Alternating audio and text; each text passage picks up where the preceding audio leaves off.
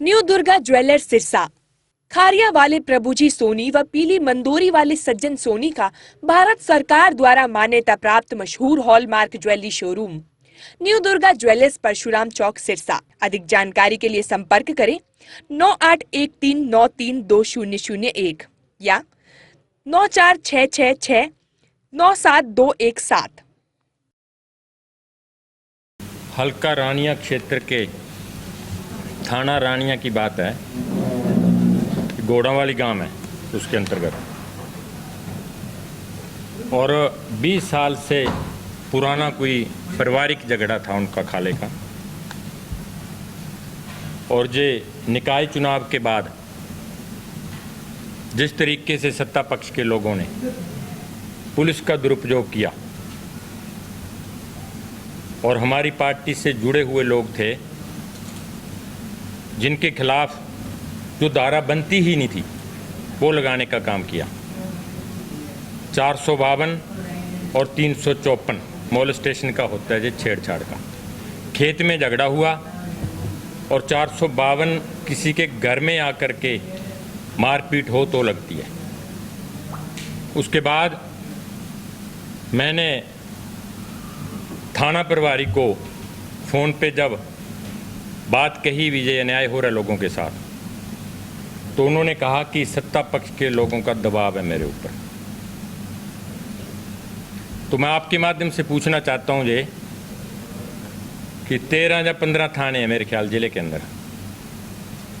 अगर सारी थाना इंचार्ज ये करेंगे तो SHO लगाने का तो कोई औचित्य नहीं रहा। क्यों ना सत्ता पक्ष के लोगों को थाने के अंदर बिठा के उनको चार्ज दिया जाए। रही बात उच्च अधिकारियों की, उनसे बात करी तो उनको भी इनके बारे में कुछ पता नहीं था। फिर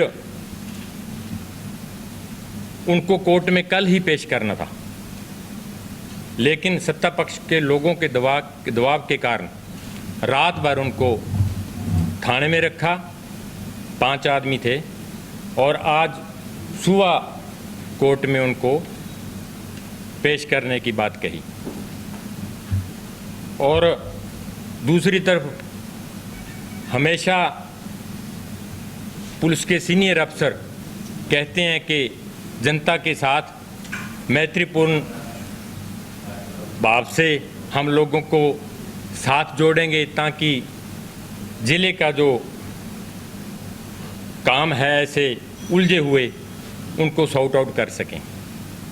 अगर आम लोगों के साथ ये तशद्दुद कर रहे हैं तो मेरे ख्याल से न्याय की उम्मीद नहीं की सकती। अब सत्ता पक्ष के लोगों के दबाव में आकर अगर जो उच्च अधिकारी अगर चुप बैठेंगे तो फिर गरीब आदमी को न्याय नहीं मिलेगा।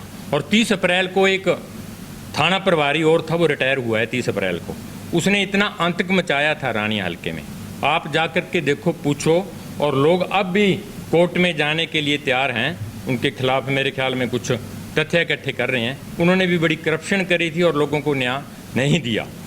दूसरी बात, हम उम्मीद करते हैं मुख्यमंत्री से और जिला पुलिस प्रशासन से, क्योंकि SP साहब भी वैसे तो ठीक है, ईमानदार अफसर हैं, लेकिन अगर इनके नीचे वाले हैं वहाँ सुनवाई नहीं है किसी की तो फिर फायदा भी क्या। और उम्मीद करता हूँ मैं SP साहब इसको दखल दे के और जो धाराएं गलत लगाई हैं इनको रद्द करने का काम करेंगे और जो संबंधित अधिकारी है थाने के उनको भी सज़ा देने का काम करेंगे। दूसरी बात, लोकल रानिया पुलिस की बात करें तो एक तार चोरी हुई थी माँ बड़ोलिया वाली गाँव में, जैसे ट्यूबवेलों की होती है।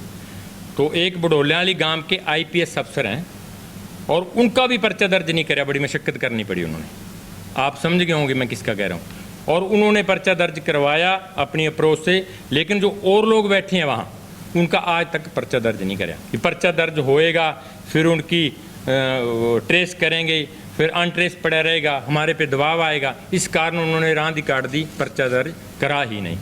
अगर सरकार वाकई अगर पारदर्शिता रखती है, मैं उम्मीद करता हूँ जिला प्रशासन और ये जो मुकदमा हमारे कार्यकर्ताओं के खिलाफ बनाया है, खास करके वो पिछड़े वर्ग से संबंधित है, प्रजापति परिवार से हैं वो लोग, और उनकी सुनवाई बिल्कुल नहीं हो रही और उस इलाके में बड़ा भारी रोष है।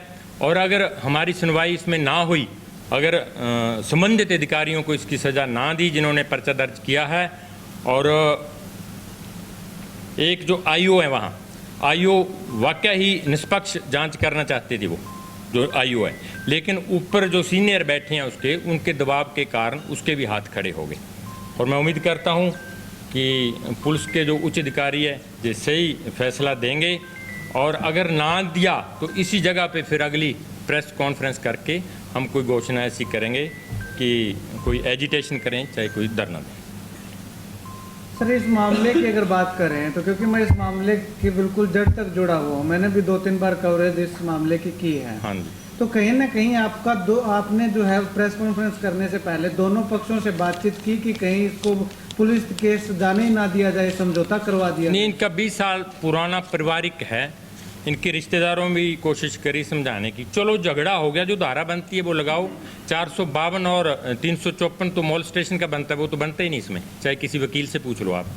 तो धारा गलत लगा दी, फिर जो लग भी गई कल पेश करना चाहिए था कोर्ट में, लेकिन जो लोकल अफसर बैठे हैं पता नहीं किस दबाव में थे, उन्होंने कल उनको पेश नहीं कराया, रात उनको थाने में रखा। और आज मेरे ख्याल से सुबह मेरी बात इधर उधर हुई थी, कहने लगे आज तैयारी कर रहे हैं कोर्ट में जाने के लिए। इसका एक वीडियो भी जारी हो रखा है सर, वीडियो वायरल हो रखा है जो पूरा घटनाक्रम हुआ था। उसमें उसकी जो चोट लगी है, जिस लेडीज़ के जो धारा इनके ऊपर लगाई है, हमारे बंदों के ऊपर, जो जिस लेडीज़ की तरफ से है, मेरे नाम नहीं याद क्या है, तो उसके हस्बैंड के हाथ में लाठी भी है। उसके हाथ में तीन बंदे हैं, उनके तीनों में, जो आप वीडियो की बात कह रहे हो, तीनों के हाथ में लाठी भी है। तो उस अफरा दफरी में पता नहीं किससे लगी जा, उनसे लगी जा, कैसे आपस में एक दूसरे से लाठी खींचातानी होगी, तो उसकी बाजू पे चोट लेडीज़ के लगी है दूसरे पक्ष के।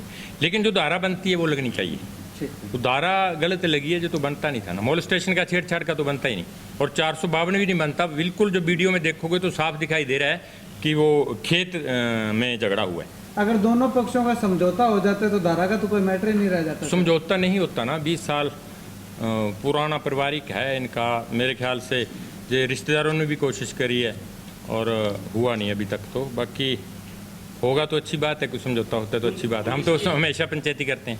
मैं तो कह रहा हूँ जो निचले सतर पे लग रहे हैं ना जी, वो बहुत लोग ही जिम्मेवार हैं जी। बिरानिया की बात भी ना करो, काला वाली बेल्ट की भी बात कर सकते हैं हम जी। तो नशा तो बिक रहा है, और इस निकाय चुनाव में भी बिल्कुल शरेआम बेच रहे थे वो लोग। और पुलिस को तो पता होता है, अगर पुलिस चाहे तो मेरे ख्याल में कंट्रोल कर सकती है। और प्रेस कॉन्फ्रेंस करने का मतलब तो ये चलो झगड़े की बात थी, अगर न्याय नहीं मिलता तो हम कोर्ट का दरवाज़ा भी खटखटाएंगे। और मेरे को पता भी, उम्मीद भी है भी, कोर्ट बिल्कुल हमें सही न्याय देगी।